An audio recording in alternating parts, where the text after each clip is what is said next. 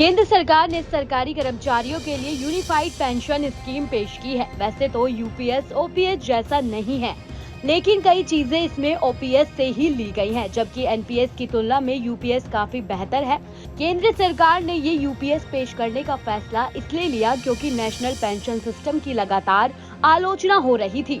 सरकार को कर्मचारियों के विरोध का सामना करना पड़ रहा था। कर्मचारी एक सुर में पुरानी पेंशन योजना ओपीएस की बेहाली की मांग कर रहे थे, लेकिन अब बीच का रास्ता निकालते हुए सरकार यूपीएस लेकर आई है। दरअसल पुरानी पेंशन योजना ओपीएस सरकारी कर्मचारियों को काफी लोकप्रिय थी, क्योंकि ये अंतिम वेतन के आधार पर सुनिश्चित पेंशन की गारंटी देती थी। लेकिन एनपीएस में ऐसी कोई व्यवस्था नहीं थी, जिससे कर्मचारी ओपीएस की मांग कर रहे थे।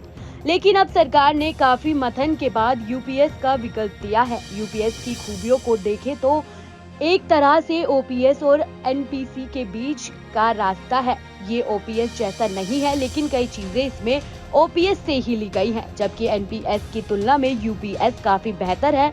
दरअसल कर्मचारी लगातार गारंटीड पेंशन की मांग कर रहे थे, जो सुविधा ओपीएस में थी, लेकिन अब यूपीएस में सरकार ने 3 गारंटी देकर गैर कर्मचारियों के पाले में डाल दी है। यही 3 गारंटी यूपीएस की सबसे बड़ी खूबियां भी हैं। यूपीएस में पहली गारंटी है कि निश्चित पेंशन। यूपीएस में रिटायरमेंट के तहत एक निश्चित पेंशन दी जाएगी, जो 12 महीने के एवरेज बेसिक पे का 50% होगा। ओपीएस में भी रिटायरमेंट के समय में निश्चित पेंशन का प्रावधान है, जबकि एनपीएस में रिटायरमेंट के समय निश्चित पेंशन की कोई गारंटी नहीं है। यूपीएस में दूसरी गारंटी है निश्चित परिवार पेंशन। यूपीएस के तहत पारिवारिक पेंशन भी दी जाएगी, जो कि सरकार की दूसरी गारंटी है। फैमिली पेंशन कर्मचारियों के मूल वेतन का 60% होगी। ये पेंशन कर्मचारी की मृत्यु के तुरंत बाद उनके परिवार को दी जाएगी। हालांकि अभी तक ये स्पष्ट नहीं है कि अगर पहले ही वर्ष किसी कर्मचारी की मौत हो जाती है तो क्या उसके परिवार को भी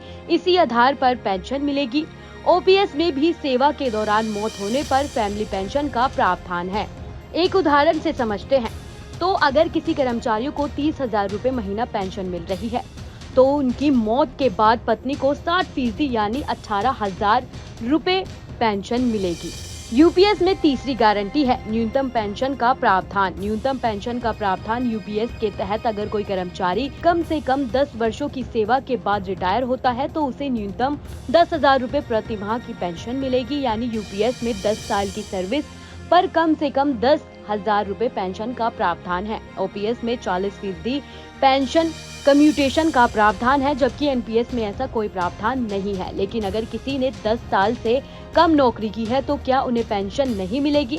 इस बारे में अभी तस्वीर साफ नहीं है, क्योंकि सरकार का कहना है कि कम से कम 10 साल की सर्विस पर न्यूनतम 10,000 रूपए मंथली पेंशन मिलेगी। लेकिन उससे कम सर्विस पर क्या प्रावधान होगा, इस मुद्दे पर सस्पेंस बना हुआ है। इसके अलावा यूपीएस में मेडिकल फैसिलिटीज दी जाएंगी, जबकि ओपीएस में रिटायरमेंट के बाद मेडिकल फैसिलिटीज है, लेकिन एनपीएस में इसका स्पष्ट प्रावधान नहीं है। बता दें कि यूपीएस को 1 अप्रैल 2025 से लागू किया जाएगा। इस स्कीम को लागू करने के बाद हर साल सरकारी खजाने पर 6,250 करोड़ रुपए का अतिरिक्त बोझ पड़ेगा। सरकार की तरफ से कहा गया है कि केंद्र सरकार के कर्मचारियों को ये निर्णय लेने का अधिकार होगा कि वे एनपीएस में बने रहें या यूपीएस में शामिल हों। ये योजना उन सभी पर लागू होगी जो 2004 के बाद से एनपीएस के तहत रिटायर हो चुके हैं। आप ऐसी ही तमाम जानकारियों के लिए हमारे साथ बने रहें और देखते रहें न्यूज स्टेट एमपीसीजी।